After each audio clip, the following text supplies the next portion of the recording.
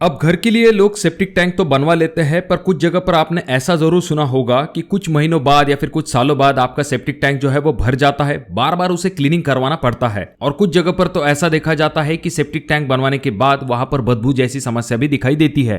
अब ये सभी चीजें तभी होती है जब सेप्टिक टैंक गलत तरीके से बनाया जाता है। ऐसे समय में भले सेप्टिक टैंक एकदम सिंपल चीज लगती है, पर यहां पर आपको कुछ बहुत ही इंपॉर्टेंट चीजों की तरफ ध्यान देना पड़ता है।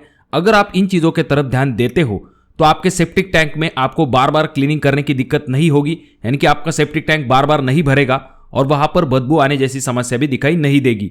तो इसलिए आज के वीडियो में जो पॉइंट हम देखने वाले हैं, आपको उनका ध्यान जरूर रखना है जब भी आप अपने घर के लिए सेप्टिक टैंक बनाओगे ऐसे समय में। तो इसलिए वीडियो को पूरा जरूर देखें। चैनल पे अगर आप लोग नए आए हो तो चैनल को जरूर सब्सक्राइब कर दीजिए। तो दोस्तों, पहला सवाल तो ये आ जाता है कि कितने चेंबर वाली सेप्टिक टैंक आपके घर के लिए बेस्ट रहेगी। आपने जैसा देखा होगा, एक चेंबर वाली सेप्टिक टैंक भी होती है, 2 चेंबर वाली सेप्टिक टैंक होती है, 3 चेंबर वाली सेप्टिक टैंक होती है, जैसा कि आप अगले वीडियो में देख सकते हो। यहां तक कि 4 चेंबर वाली सेप्टिक टैंक को भी बनाया जाता है। तो इनमें से सबसे बेस्ट ऑप्शन आपके लिए कौन सा रहेगा? तो जनरली जो रेगुलर घर बनाए जाते हैं वहां पर 3 चेंबर वाली सेप्टिक टैंक बनाना सबसे बेस्ट ऑप्शन हो सकता है। जैसा कि आप अगले वीडियो में देख सकते हो, यहां पर 3 चेंबर वाली सेप्टिक टैंक बनाई गई है। अब यहां पर जो बाहरी दीवारें है वो 9 इंची ली गई है और जो अंदरूनी दीवारें है वो 4 इंची ली गई है। अब यहां पर आपको हर एक कंपार्टमेंट यानी कि हर एक चेंबर एक समान दिखाई दे रहा होगा, पर यहीं पर आपको बहुत ध्यान देना पड़ता है। लोग यहीं पर गलती कर देते हैं, गलत तरीके के चेंबर बना देते हैं, जिस वजह से जो सेप्टिक टैंक का मैकेनिज्म है वो प्रॉपर तरीके से काम नहीं कर पाता है। और ये भी एक कारण होता है जिस वजह से आपका सेप्टिक टैंक बार बार भर जाता है। अब यहाँ पर ध्यान देने वाली बात यह है कि जो टॉयलेट का आउटलेट होगा, यानी कि टॉयलेट से जो वेस्ट वाटर बाहर निकलेगा, वो आपके सेप्टिक टैंक के पहले कंपार्टमेंट में आ जाता है। और जैसा कि आप अगले वीडियो में देख सकते हो, यहाँ पर पहला और दूसरा जो चेंबर है वो एक दूसरे से कनेक्ट है बॉटम साइड से। ये काफी इंपॉर्टेंट हो जाता है। आपको टॉप से इन दोनों को कनेक्ट करने की जरूरत नहीं है, आपको जो है बॉटम से इन दोनों को कनेक्ट करना है। इसके पीछे कारण यह होता है कि जो सीवेज कलेक्ट होता है वो पहले और दूसरे कंपार्टमेंट में बैक्टीरिया जो है उनका डिकम्पोजिशन कर देते हैं। बाद में जो है ऊपर के तरफ सिर्फ पानी रह जाता है, जिसे कि हम वेस्ट वाटर कह सकते हैं, जो कि बहता हुआ तीसरे कंपार्टमेंट में आ जाता है। अब ये जो वेस्ट वाटर है दूसरे चेंबर में से तीसरे चेंबर में जाने के लिए आपको ऊपर के तरफ से जगह छोड़नी चाहिए, जैसे कि आप अगले वीडियो में देख सकते हो। अब आपका जो तीसरा चेंबर होगा वहां पर सिर्फ वेस्ट वाटर होगा,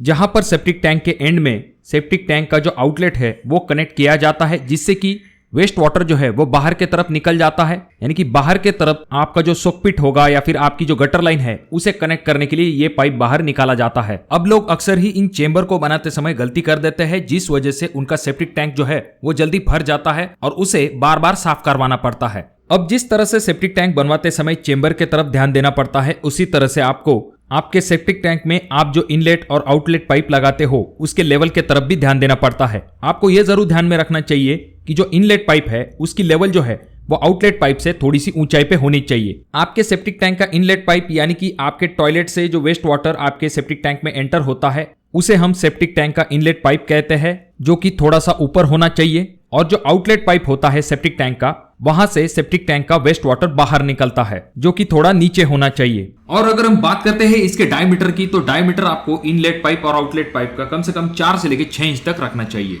और यहाँ पर एक चीज की तरफ आपको ध्यान देना है, ये जो चीज आप देख रहे हैं इसे बाफेल कहा जाता है। अब ये चीज बहुत ही ज्यादा इंपॉर्टेंट हो जाती है, कुछ लोग इस चीज को अक्सर ही अवॉइड कर देते हैं। आपने देखा होगा जो पुरानी रेडीमेड आरसीसी टंकी आती थी तो उनमें कुछ एल्बो प्रोवाइड किए जाते थे। अब इसका कारण ये होता है, अगर आप इसे प्रोवाइड नहीं करते हैं तो जो स्कम होता है वो ऊपर से बहता हुआ अगर आपके आउटलेट पाइप से बाहर की तरफ निकल जाता है तो आप सोकपिट जो है वो जाम हो सकता है। तो इसलिए जब भी आप सेप्टिक टैंक बनाने वाले हैं तो इस बफेल को प्रोवाइड करना बिल्कुल भी ना भूलें। सेप्टिक टैंक बनवाते समय आपको फ्री बोर्ड के तरफ भी ध्यान देना पड़ता है। पहले ये जानते हैं कि फ्री बोर्ड क्या होता है। आपके सेप्टिक टैंक में जो पानी की टॉप लेवल होती है और जो सेप्टिक टैंक के स्लैब की बॉटम लेवल होती है, जैसा कि आप अगले वीडियो में देख सकते हो, इसे फ्री बोर्ड कहा जाता है। ये काफी जरूरी होता है। तो आपका जो सेप्टिक टैंक है उसके अंदर ये जो फ्री बोर्ड का डिस्टेंस है ये कम से कम 10 इंच से लेकर 12 इंच तक होना चाहिए, यानी कि 1 फीट तक आपका फ्री बोर्ड जो है वो सेप्टिक टैंक में होना चाहिए। और इसी फ्री बोर्ड से कनेक्ट होता हुआ आपका एयर पाइप होना चाहिए। अब लोग क्या गलती करते हैं, लोग जो है इनलेट पाइप को ही एयर पाइप जोड़ देते हैं। ऐसा आपको नहीं करना है। आपका जो फ्री बोर्ड होगा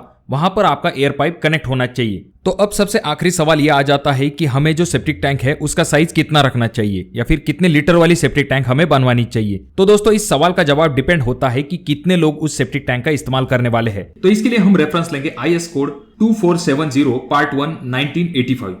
यहाँ पर क्लियरली लिखा गया है कि 5 लोगों के लिए आपको कितनी बड़ी सेप्टिक टैंक को बनाना चाहिए, या फिर अगर आपके घर में 20 लोग हैं तो इनके लिए कितनी बड़ी सेप्टिक टैंक बनाना चाहिए। आप इस चार्ट के अनुसार अपने घर का सेप्टिक टैंक बना सकते हैं। तो दोस्तों, अगर आप सही तरीके से सेप्टिक टैंक बनाते हो तो उसमें आपको बार बार सफाई करने की जरूरत नहीं पड़ेगी और आगे चल के बदबू आने जैसी समस्या भी दिखाई नहीं देगी। तो अगर आपके कोई सवाल है तो कमेंट बॉक्स में कमेंट जरूर कीजिए। वीडियो अच्छा लगा हो तो जरूर इसे लाइक कर दीजिए। चैनल पे अगर आप लोग नए आए हो तो चैनल को जरूर सब्सक्राइब कर दीजिए। वीडियो बहुत ज्यादा ही अच्छा लगा हो तो अपने दोस्तों के साथ शेयर कर दीजिए। और ये जो तीनों वीडियो है इनमें से कोई एक वीडियो आपके जरूर काम में आ सकता है।